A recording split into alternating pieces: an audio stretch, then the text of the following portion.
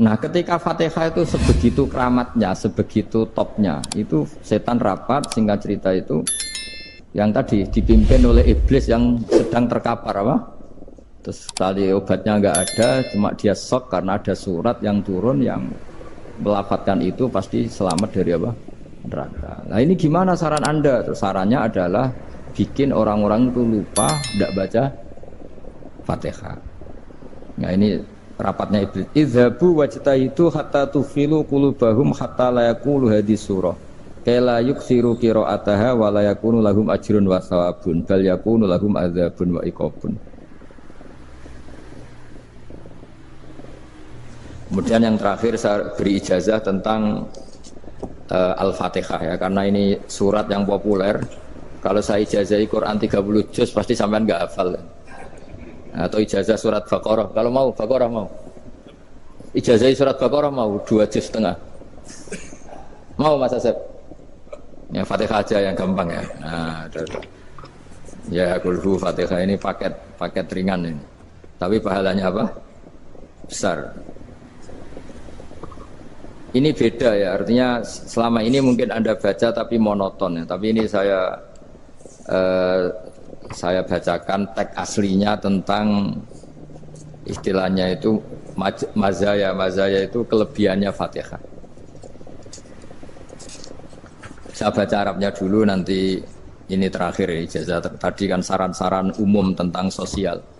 Ya, pokoknya jadikan kebaikan itu punya nilai sosial yang baik lah. Jadi nanti orang yang nggak amanah nggak laku, ya calon bupati, gubernur, presiden yang nggak amanah juga nggak laku. Begitu juga kiai yang tidak amanah juga nggak laku, suami yang nggak amanah juga nggak laku, istri yang nggak amanah juga. Sehingga kebaikan ini jadi nilai sosial yang dalam tanda kutip sudah keniscayaan.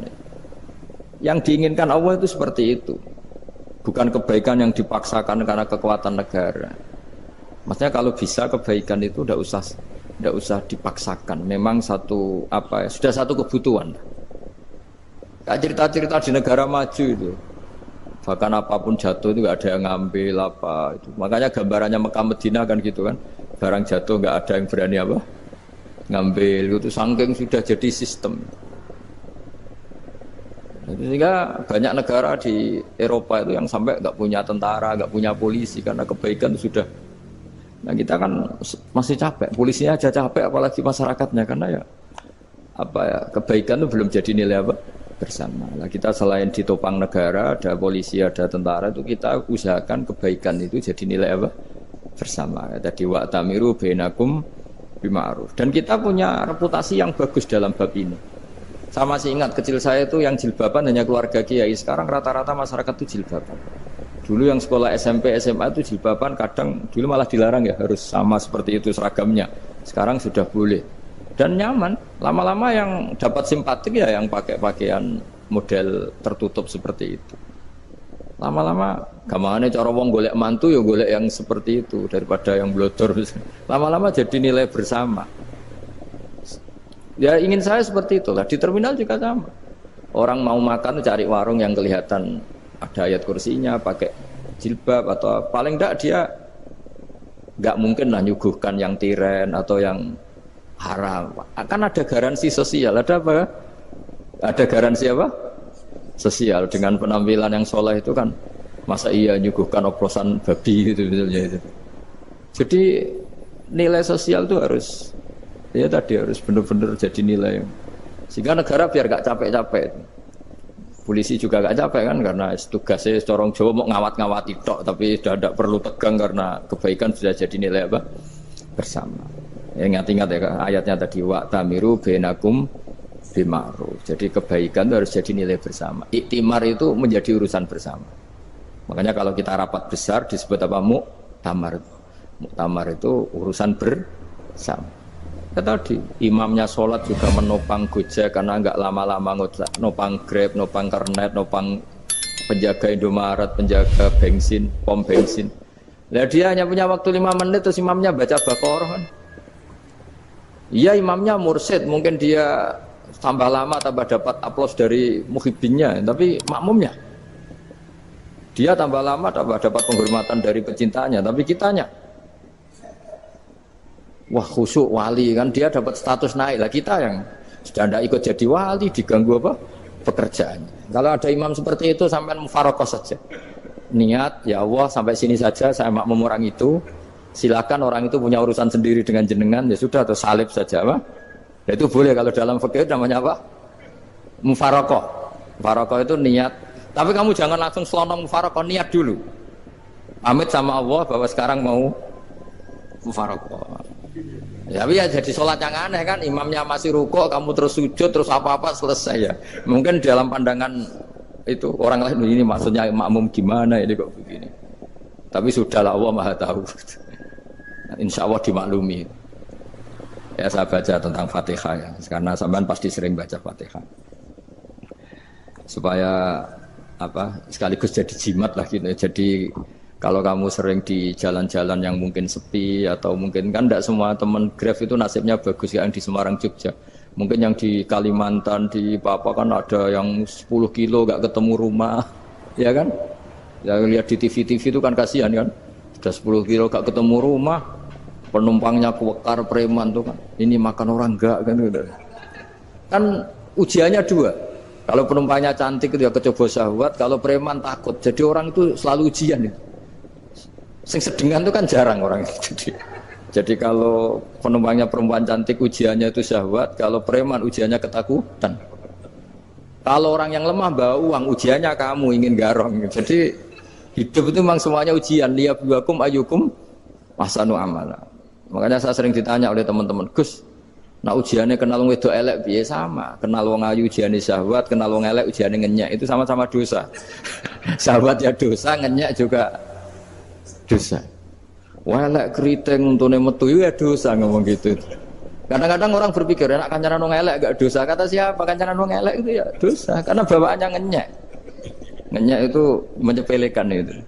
Makanya saya itu ya nggak mau berteman sampean. Nanti kan bawaannya ngenyek atau seneng ya tidak tahu. Ya sudah ada takdir saja kalau ketemu ya tak ulang ngaji gitu. Tapi ini ngaji terakhir, setelah ini ngaji biasa aja, tidak usah resmi gini. Ngaji kok resmi aneh. Pokoknya nanti suatu saat kalau pandemi sudah berlalu saya akan ngaji Rebone, lalu ini ngaji. Ini ngaji yang kurang bagus karena ngatur kiai kurang berkah ini. Nanti tapi ya lumayan lah masih mau ngaji. Ngaji kok tanggal ini jam ini. Sekarang suatu saat kamu tak panggil, Mas Wahyu datang ke sini jam ini, tidak mesti bisa. Mungkin pas ada acara apa, oh, maaf ke sini pas ngecek pas apa. Jadi ya sudah tapi tak maafkan, enggak apa-apa. Takdir ya. Tak bacakan supaya sampean tahu keramatnya bismillah. Nah, sebelum saya bacakan bismillah Fatihah, tak beritahu tentang ilmu tafsirnya karena ini penting sekali. Fatihah itu dawuhnya Allah, tentu itu dawuhnya Allah. Saya ulang lagi, itu kalam Allah. Tapi yang sudah diberikan kesampaian ke kita semua. Sehingga seakan-akan itu menjadi dawuhnya kita ke Allah. Jangan salah loh ya. Fatihah itu dawuh Allah tapi sudah diberikan ke kita. Sehingga posisi kita itu yang punya itu. Nah kenapa ini perlu dijelaskan? Karena nanti ada kalimat iyyaka na'budu wa iyyaka nasta'in. Kalau itu masih kalam Allah, berarti Allah ngomong ke kamu, ngendikan ke kamu, kepadamu aku menyembah. Masa Allah menyembah kamu? Nah sehingga ilmu tafsir itu menyelesaikan itu dulu ya. Saya ulang lagi ya, sebelum sampean sering baca Fatihah, aku yakin ya sering baca. Tapi barokahnya tidak paham itu tidak pernah janggal. Enggak paham itu ya penting supaya ada iskal, enggak janggal. Sebetulnya di kalimat itu ada yang janggal. Kalau Fatihah itu kalimatnya Allah atau kalam Allah, bagaimana dengan kata-kata iyyaka na'budu? Masa Allah ngendikan ke kita, kepadamu kami menyembah. Masa Allah menyembah kita? Maka penyelesaiannya secara ilmu tafsir gimana? Semua ulama mengatakan, bukan satu dua, semuanya mengatakan di Fatihah itu semuanya diberi kawalan kalimat. Saya ulang lagi ya, di Fatihah itu semuanya diberi awalan kalimat qulu, katakan wahai hambaku begini. Ya, katakan wahai hambaku begini. Nah, begini ini pelajaran dari Allah yang sudah diberikan ke kita. Terus kita mengatakan bismillahirrahmanirrahim, alhamdulillahirabbil, termasuk kita mengatakan iyyaka na'budu wa iyyaka nasta'in. Jangan bayangkan Allah ngendikan ke kita. Kalau Allah ngendikan kita berarti gini, hei wahyu, ihdinas siratal mustaqim, tunjukkan saya jalan yang benar. Nah nanti kamu terus, ya Allah, Anda aja minta tolong saya minta tolong siapa kan? Jadi panjang kan. Ya, saya ulang lagi ya. Jadi itu di Ulumul Quran diterangkan gimana? Sebelum baca Fatihah, ya. Fatihah itu kalamullah, ngendikane Allah, tapi yang sudah diajarkan ke kita dan sudah milik kita, sehingga kalimat itu menjadi milik kita. Tapi ya kalamullah, tetap kalamullah, tapi sudah menjadi milik kita. Udah paham ya? Ya pinter nah. Ya, karena kalau tanpa penjelasan seperti ini, Anda akan iskal. Bagaimana Allah, iskal itu janggal, bagaimana Allah mengatakan iya anak budu. Kan jadi aneh kan? Ya, jadi tak jelaskan secara ilmiah ya. Jadi kata ulama-ulama tafsir, ayat-ayat Quran seperti ini sebetulnya dimulai dari qulu apa? Meskipun nggak dilafatkan. Itu kan sama dengan qul huwallahu ahad Muhammad, katakan kalau Tuhan itu satu. Ya namanya Quran itu kan kalam Allah, membina nabinya, membina umatnya. Makanya dikatakan atau enggak, di sini tersembunyi kata qulu, katakan. Ya, jadi ya ibarat apa itu? Kamu ngajari anak kamu lah, panggil jenengan bapak kulo. Itu maksudnya anak itu, kalimat itu kalimat kamu, tapi kamu ajarkan ke anak kamu. Terus anak kamu bilang, Pak jenengan bapak kulo. Nah, ketika kamu mengatakan jenengan, bukan kamu mengatakan jenengan anakku, berarti anakmu itu bapakmu, kan lucu kan? Anak kamu ajari jenengan bapak kulo, kamu engkau bapak saya. Terus anak kamu mengulang jenengan atau kamu bapak saya. Berarti itu kalimat yang kamu ajarkan, tapi sekarang sudah milik anak kamu. Kalau itu kalimat kamu kan lucu, masa anak kamu bilang bapak. Nah itu seperti itu. Jadi ulama memberi solusi atau jawaban iya karena na'budu. Ya itu sebelumnya ada kata-kata qulu, katakan wahai hambaku, hubungan kamu dengan saya adalah katakan iya karena na'budu wa iya karena nasta'in. Terus hubungan kamu dengan saya katakan juga dalam doamu ihdinas siratal mustaqim. Jelas ya, jadi itu kalam Allah yang sudah milik kita karena diajarkan Allah untuk kita. Dong ya. Ya dong ya, gak jelas ya. Tapi bagus, gak jelas itu bagus. Kalau kamu jelas gak jadi digrab, jadi gubernur. Min azimi fadliha kasratu asma'iha fadail ukhra. Ini cerita dramatisnya surat Al-Fatihah. Qala Abu Hurairah radhiyallahu anhu inna iblisa ranna khina unsitat Al-Fatihah. Jadi iblis itu begitu kesakitan. Ini kitab Abu Abul Farad karangannya Sayyid Muhammad Alawi, juga kutipan dari beberapa kitab. Yang jelas beliau sendiri juga ngutip dari beberapa riwayat di beberapa hadis. Halaman 123. Ketika Fatihah turun itu iblis kesakitan. Kayak orang sakit gigi lah, tersiksa sisanya karena turunnya surat apa? Al-Fatihah. Artinya kalau Anda baca Fatihah dijiwai, maka Anda melemahkan setan, melemahkan iblis. Wa qala Mujahid, khina unzilat Fatihatul kitab ronna fastama indahu asyayatin. Jadi ketika Fatihah itu turun, iblis itu terkapar lah kira-kira, sampai dijenguk banyak setan. Jadi kemana di ICU lah kira-kira gitu kalau sekarang itu. Entah Covid entah enggak tahu, pokoknya di ICU sampai dijenguk banyak setan. Enggak tahu bawa apa enggak tahu, pokoknya dijenguk banyak setan. Ono yang nyangoni karena ini apa? Ketuanya apa? Pingsan, sakit. Jadi iblis itu sakit sampai dijenguk anak buahnya setan-setan. Ya, semoga kalian semua tidak kenal setan. Kalau kenal berarti teman, apa? Wa qalu misla dzalik. Wa qala lahum laisa mimma taquluna syai'un walakin unzilat suratun laisa ajruqa ilya illa an harramahu alaihi nar jahannam. Saya ini bukan sakit fisik kata iblis. Kamu tidak usah jenguk saya, datangkan dokter terbaik, tidak usah. Saya ini tidak sakit fisik. Saya ini sakit karena ada surat yang diturunkan, yang pahala yang melafatkan surat itu pasti selamat dari neraka. Padahal misi terbesar saya ini supaya manusia masuk neraka. Sekarang punya tamengnya. Wah pusing kan? Ya seperti orang lah, goda sampean ternyata sampean setia, itu kan pusing. Nah ternyata tidak setia, itu yang akhirnya ribet kan itu. Jadi iblis itu cita-cita terbesarnya kan semua orang itu masuk neraka. Nah sekarang turun satu surat yang gara-gara surat itu siapapun yang baca dijamin selamat dari neraka. Jadi walakin unzilat suratun laisa ajru qailiha illa an harramallahu alaihi nar jahannam. Karena jadi dia shock lah, kalau orang di Jawa itu bilang shock. Aduh, sial nasib saya ini umat nggak bisa saya goda lagi karena punya tamengnya tadi punya.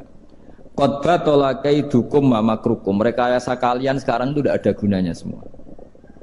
Nah, ini alhamdulillah di Indonesia kelihatan kan banyak yang miskin, banyak yang susah. Tapi selagi mereka masih sholat, itu keinginan mencari halal itu masih tinggi. Kayak apa kita di tengah kota, jauh dari anak istri, jauh dari tetangga. Biasanya kalau orang jauh dari anak istri, tetangga kan sakar PDW. Tapi yang soleh masih banyak, sudah jauh dari keluarga tetap lurus. Loh, kalau yang dekat lurus kan wajar, konangan wong akeh kan. Ini sudah jauh masih lurus. Nah ini nggak lepas dari barokahnya surat apa? Surat Fatihah tadi. Jadi karena ada surat yang menjamin pelafalnya atau qailiha terbebas dari api neraka. Wa qalat as-sayatinu lahu is ayyusai'in ta'muruna ya maulana. Faqala lahum idhabu wajtahidu hatta tukhfilu qulubahum hatta la yaqulu hadhihi surah. Lalu kita gimana? Jari para setan gitu. Lalu kita gimana? Terus kata iblis, sudah bikin mereka lupa sehingga tidak baca lagi. Selagi masih baca kita pasti keok. Jadi kalau sampean sudah jarang baca Fatihah itu berarti sudah bagian dari kemenangan apa? Iblis. Jadi kalau sampean sudah jarang baca Fatihah itu berarti bagian dari kekalahan Anda, kemenangan iblis. Masih sering baca? Berapa kali? Terus apa lagi?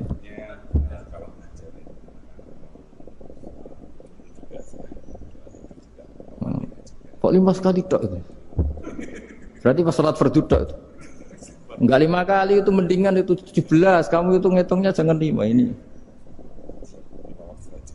5 waktu itu berarti lumayan kan? Berapa? 17 ya? Ya. 17 ya? Ya. 17, tapi kalau makmum tuh sering separuh kan, apalagi makmum tarawih. Ya kan? Makmum tarawih itu bacanya Fatihah ada yang sempurna enggak ya? Ya enggak lah. Baru alhamdulillahirabbil alamin mampu rukuk ikut rukuk ini gitu. Makmum kan yang tarawih lah. Kalau tarawih jarang sempurna ya. Fatihahnya itu. Kan imam sudah rukuk. Kamu bacanya Fatihah sampai mana tuh? Baru setengah ya. Ya paling pas tarawih aja kan enggak sempurna ya. Apalagi kalau imamnya sing kilat tuh waduh malah.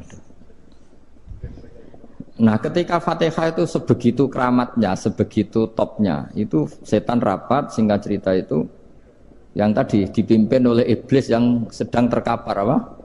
Terus tadi obatnya enggak ada, cuma dia shock karena ada surat yang turun yang melafatkan itu pasti selamat dari apa? Neraka. Nah ini gimana saran Anda? Sarannya adalah bikin orang-orang itu lupa, tidak baca Fatihah. Nah ini rapatnya iblis. Idhabu wajtahidu hatta tufilu qulubahum hatta la yaqulu hadhihi surah. Kala yuksiru qira'ataha wa la yakunu lahum ajrun wa thawabun bal yakunu lahum adzabun wa iqabun.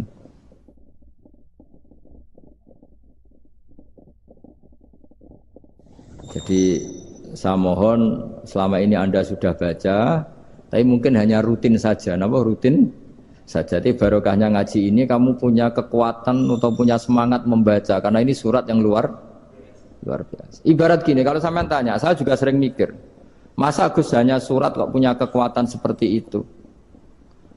Di dunia ini kata Allah, mulai Nabi Adam sampai kiamat, nggak ada yang bisa menandingi kekuatan kalimah. Kalimah itu kata-kata, nggak ada yang bisa menandingi kata-kata. Misalnya Anda nge-grab, berangkat istri cuek, berangkat cuek. Itu beda dengan ketika meskipun satu kalimat, wes Pak, muga-muga dilindungi pangeran, mugi-mugi jenengan selamat. Itu menjadi teduh dan semangatnya luar biasa karena kayak mendapat support. Jadi kira-kira kalimat itu hubungannya kita dengan Allah, Fatihah itu seperti itu. Kamu melafatkan satu kata-kata yang dibenarkan langit bumi, dibenarkan aras, dibenarkan malaikat, dibenarkan semua penghuni di dunia ini. Sehingga tuh efeknya luar biasa. Itu seperti gini ya, kamu cerai sama istri, terus nikah lagi katut babon. 10 tahun anak kamu dididik, ibunya benci kamu. Dan memang Anda layak dibenci. Duwidek. Dan sampai nggak pernah manggil kamu Pak. Suatu saat, kamu tentu rindu kan, ingin dipanggil Bapak oleh anak kamu. Suatu saat anak ini manggil kamu Pak E. Wah, itu senengnya bukan main. Hanya sebuah kata-kata. Makanya kadang-kadang orang itu tanya sama kiai, ijazah lafadz ini gunanya apa sih? Itu ijazah-ijazah itu untaian kata-kata. Yang kata-kata ini dibenarkan langit dan bumi dan aras dan para malaikat, sehingga efeknya itu luar. Nah ibarat seperti itulah, kamu melafadzkan Fatihah itu melafadzkan kata-kata yang dibenarkan Allah dan Rasul dan semua malaikat, semua penghuni langit. Maka ini efeknya pasti luar. Nah di sini lah orang-orang dulu tuh tahu keramatnya itu, sehingga ketika melawan Belanda, melawan Jepang dulu itu kalimat-kalimat itu menjadi mantra yang luar biasa. Doa yang luar biasa. Tapi di era modern karena orang sudah tidak ngerti itu, dianggap itu mantra, jimat, khurafat, bid'ah, waduh ribet menemal. Sebetulnya tidak seperti itu. Memang kata-kata ini kekuatannya luar biasa. Sama kesakitan hati kamu juga karena itu. Ngojek wangilan. Lha Pak di bojo kok kowe gagah tok kere. Wah, iku seling terus. Padahal kalimat itu kan tidak melukai secara fisik, tapi apa kerjanya sesuk sarasa-rasen. Karena terus dengan pengadilan seperti itu kan, ngapain kerja demi perempuan yang seperti ini? Lagi-lagi kata-kata ini luar. Nah bayangkan kalau kata-kata itu adalah kalimat yang diajarkan Allah lewat Rasulnya, lewat malaikat Jibril. Kayak apa kekuatannya? Nah, kira-kira Fatihah itu gitu. Kalimat yang baik, kalimat thayyibah diajarkan oleh Allah dan Rasul, kayak apa kira-kira kekuatannya? Pasti luar biasa. Wong support yang dikatakan istri kita, anak kita aja luar biasa, apalagi ini support yang diajarkan Allah dan Rasul. Ya makanya saya mohon kalau baca Fatihah, baca kalimat-kalimat thayyibah ketika sholat itu dijiwai. Ya misalnya Rabbana lakal hamdu mil'us samawati wa mil'ul ardi wa mil'u ma syi'ta min syai'im. Engkau zat yang layak dipuji, dan pujian ini memenuhi langit dan bumi. Karena kita tahu nggak ada sejengkal di alam raya ini kecuali di situ ada rahmat Allah. Misalnya kamu bisa lewat sampai rumah saya, kamu mungkin anggap biasa saja. Coba kalau ngalami likuifaksi, tahu-tahu bumi ini ambles, bisa ngelewati yang likuifaksi itu luar. Tanyakan orang pernah ngalami likuifaksi di Sulawesi, itu melihat bumi bisa diinjak nggak ambles itu, wah luar. Zaman nggak ngalami itu sehingga lewat bumi ya biasa aja.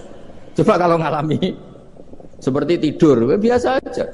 Coba kalau ada gempa, bahwa bumi tenang ini sudah nikmat yang luar biasa. Masa kamu ngakui nikmat nunggu digituin? Ya kan? Nah, makanya baca Fatihah dijiwai lah, bahwa ini kalimat yang luar biasa. Nah, saya teruskan. Warwa Muslimun fi sahihihi an Ibnu Abbas radhiyallahu anhuma annahu qala bainama Jibril alaihi salam qaidun dan Nabi sami anaqidan min fawqih farafa'a ra'sahu faqala hadza babun minas sama futihal yawma lam yuftaqadu ilal yaum fanazala minhu malakun faqala hadza malakun nazza ilal ardi wa lam yanzil qattu ilal yauma fasallim waqal absyir binuraini qad uti tahuma lam yu'tahuma nabiyyun qablak Fatihatul kitab wa khawatimu suratil Baqarah. Jadi suatu saat Jibril ini jagongan kira-kira gitu sama Rasulullah. Tahu-tahu langit itu gemuruh.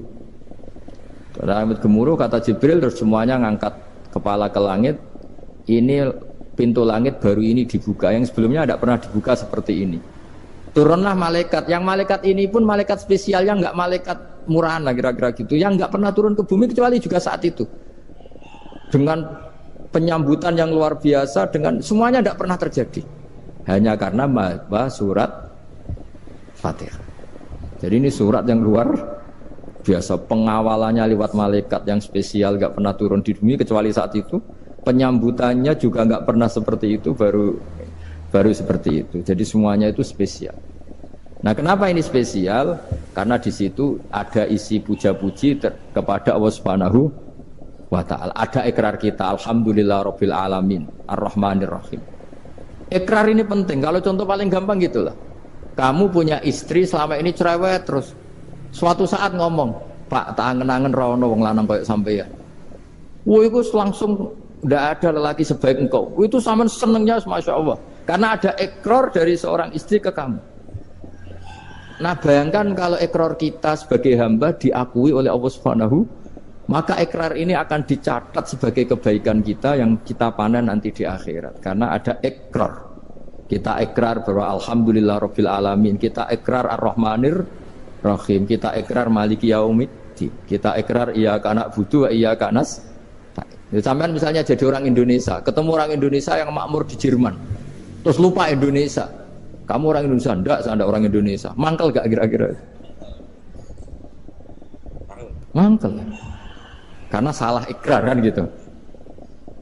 Ya, jadi saya mohon jangan anggap kalimat itu hal yang biasa, tapi luar biasa. Nggih, ngoten mawon. Assalamualaikum warahmatullahi wabarakatuh.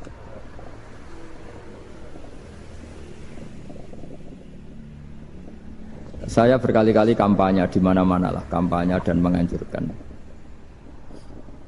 Di antara catatan dalam Suhufi Ibrahim wa Musa kan ada kan di Quran itu yang dinamakan lampiran-lampiran wasiatnya Nabi Ibrahim dan Nabi apa? Musa. Itu di antara catatannya begini. Orang yang punya akal itu adalah orang yang bisa menikmati sesuatu yang baik. Misalnya gini, contoh gampang gini. Kamu punya anak pertama atau punya anak yang masih kecil, itu gendong tuh senangnya bukan main. Melihat anak sehat tuh senangnya bukan main. Mungkin saat itu banyak orang yang sedang maksiat dengan perempuan nakal atau dengan teman-teman nakalnya, yang nganggap seperti itu tidak nikmat.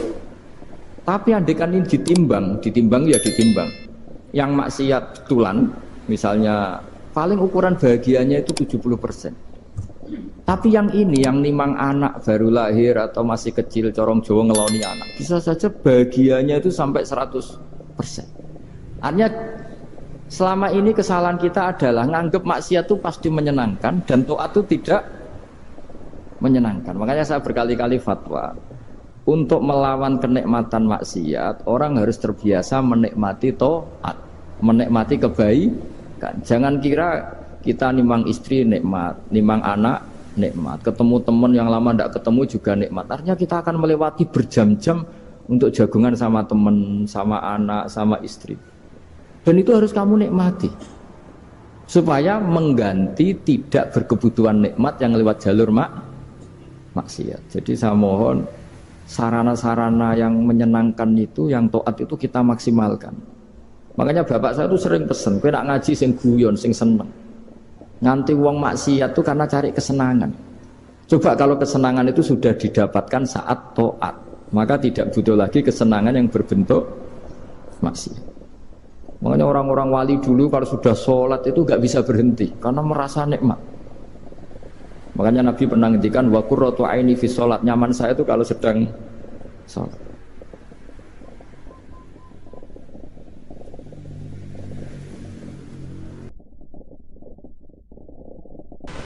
Mau sampean wis bodho lah wis ra apa-apa wis. Wong sak pinter-pintere wong cara pangeran ya tetep bodho wae. Dadi aku muni bodho kalimatu madkhin ora kalimatu dzambin wis pancen wis. Lan kula niku ngelem kiai yo biasa, ngritik yo biasa, wong paling hukum ku ora penting, sing penting hukume Allah Subhanahu wa taala. Sampeyan tak bedheki. Kawin cara Islam itu saking detail. Nak mbok rungokno yo ana ngawur. Tapi ngawur sing ilmiah. Misal aku ngawekno hamdan uzawi juga alama amarakallahu bihi min imsakin bi ma'ruf au tasrihim bisa. Jajal mbok rungokno umpama wong ora bodho, iku ora mangkel kalimat iki. Jong kowe tak kawekno ya. Ya nak tepak ya terus, nak ora tepak ya pegatan. Lho iya kan artinya kan uzawi juga alama amarakallahu bihi. Kamu tak kawinkan sesuai perintahnya Allah, yaitu pilihannya hanya dua, min imsakin bi ma'ruf, nak masyarakat ya terus, au tasrihim. Nak ora tepak ya pegatan. Tapi nak terus ya sing apik. Nak pegatan sing apik. Pegatan apik ya ora nggawa donya, ora ngentekno donya wis pegatan. Aja kok rabi wis ngentekno donyane mertua lagi pegatan, pegatan elek. Itu coba andekan itu orang paham semua. Mesti kan wong urung-urung kok sebatas. Tapi barokah ra paham. Amin amin. Berarti betapa barokahnya kebodohan ini. Kok kowe nyesal lho lha opo barokah ngono itu. Coba umumnya kiai kalau ngakatkan gimana coba? Seperti tadi kan? Coba saya artikan, uzawiju ngawekno ingsun ka ing sira.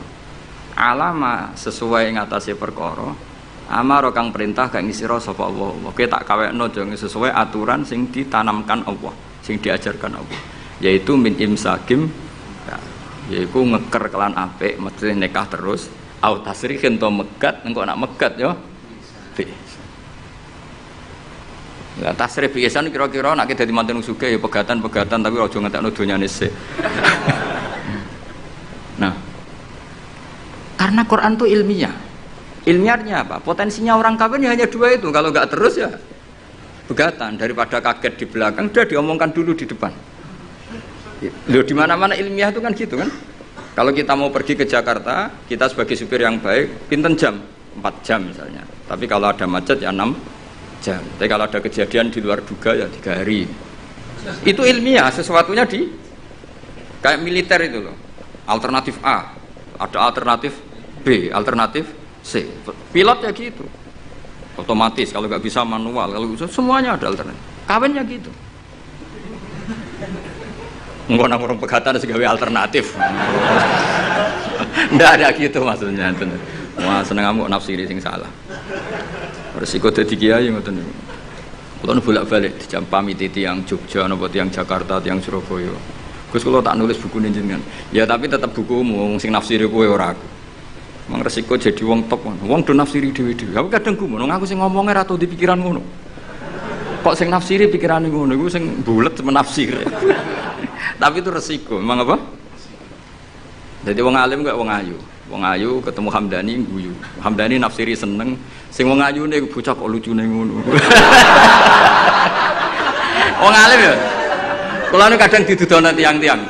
Didudono tiang-tiang. Gus ini ada buku tentang jenengannya, ada WA tentang jenengan. Lho aku sing duwe awak wae ora dipikiran ngono kok sing nafsiri tok ndi-ndi ku piye. Wis tangan-tangan wis kaya wong ayu ngono. Wong ayu senyum. Sing disenyumi nafsiri apa? Senang. Sing ayu nganggepe lucu. Tak anggap wong latihan. Dadi wong sing nulis tentang kula sing ora bener tak anggap wong latihan urip ngono wis ora usah. Tapi itu memang mau tidak mau. Dulu zaman sahabat yang ngalami seperti itu. Nabi misalnya dapat wahyu alladzina amanu wa lam yalbisu imanahum bidzulmin ulaika lahumul amnu wa hum. Orang yang iman kemudian imannya enggak tercampuri sama kedzaliman sama sekali. Karena pakai nakirah. Iman yang tanpa zalim sama sekali itulah yang aman. Ulaika lahumul amnu. Sahabat punya tafsir sendiri. Karena pikiran mainstream di sahabat, zalim itu watu syak fi ghairi mahalli. Meletakkan sesuatu yang tidak pada maka mereka bilang, "Ayyuna lam yazlim nafsah." Wah, kalau iman syaratnya gitu ya berat ya Rasulullah. Siapa sih yang enggak pernah zalim? Terus Nabi ngendikan, "Laisa huwa kama ta'nun." Sebagian riwayat, "Laisa huwa kama taqulun." Oh, itu tidak yang seperti kamu bayangkan. Alam tasma' qaulallahi ta'ala, yaitu dawuh Luqman Hakim, la tusyrik billah innasyirka la zulmun azim. Ndak maksudnya bukan dolim batu syak fi ghairi mahalli, tapi apa? Syirik. Jadi berarti maknanya gimana? Orang yang iman dan kemudian dalam iman itu tidak melakukan syirik sama sekali. Itu artinya kan sahabat punya tafsir yang beda dengan yang membawa Quran. Untung zaman itu ada Nabi diklarifikasi. Nah saya ini masalahnya penulis-penulis tentang kiai atau klarifikasi. Luwih pinter timbang kiai ini. Bingung kan? Itu dulu zaman orang soleh semua. Zaman orang soleh semua. Mencintai perempuan itu baik. Karena maknanya cinta itu ora demenan. Saya ulang lagi, maknanya cinta itu tidak demenan. Yaitu perempuan dilihat sebagai sarana reproduksi atau sarana pendidikan. Karena kita tahu pertama kali anak-anak dapat ilmu dari siapa? Ibu. Ibu itu seorang perempuan. Jika bilang perempuan itu orang kok bayang wong wedok sing semlohe sing menarik kok gak. Ya perempuan saja. Bisa ibu, bisa guru madrasah, bisa apa saja. Tapi ra wong ra saleh muni kiai itu harus mencintai perempuan. Itu dianggap ajaran sesat. Karena mesti konotasinya urusan apa? Syahwat. Paham tuh sing kula maksudnya. Seneng donya nggih ngoten. Zaman sahabat, itu banyak sahabat sing seneng dunia. Tapi wong soleh, senengnya dunia juga perangkat kebaikan. Wong syarat jihad wajah itu bi amwalikum wa anfusikum. Sehingga wong darani seneng dunia itu ora ep. Wong perangkat kebaik. Begitu juga seneng perempuan. Dulu itu enggak ep karena bayangnya perempuan itu kalau cantik ya dinikahin, kalau tidak cantik ya ibu atau guru, semuanya ini perangkat kebaikan. Tapi sekarang bilang perempuan itu konotasinya apa coba? Urusan syahwat. Sehingga dulu itu enggak masalah misalnya Nabi ngendikan wa hubbiba ilayya min dunyakum at-tibbu wan nisa. Karena orang masih waras semua, jadi itu enggak melahirkan salah tafsir. Padahal Nabi jelas ngendikan ada 3 hal yang saya ditakdir dicintakan, 3 hal itu. Yang 2 itu at-tibbu wan nisa. Pewangian dan perempuan. Tapi dengan makna yang apa? Positif. Karena kalau perempuan enggak dididik, coba anak kamu pertama tahu kebaikan lewat siapa? Ibu. Ibu itu perempuan apa lelaki? Perempuan. Jadi dulu makna perempuan itu udah harus urusan. Nah, tapi kalau sekarang sampean ngomong itu, orang nafsirnya kan macam-macam. Jadi itu sudah, itu resiko. Yang jelas kalau minta seminta-mintanya nafsiri Quran, hadis, nafsiri ulama itu jangan nganggo utekmu dhewe. Nganggo prosedur sing dikuasai perangkat itu oleh ulama. Makanya kalau masalah Quran sampai Kanjeng Nabi keras, man fassarul Quran fi ra'yihi falyataba wa maqadahu minan nar. Orang yang menafsirkan Quran dengan otaknya sendiri, maka sama juga pesan 1 tiket ke neraka. Tapi kalau nafsirkan ulama salah, saya naik dhewe urung pati neraka lah. Cuma ya rontok-rontok ngawur, tapi kan gak mungkin diancam neraka, kiai ora pangeran.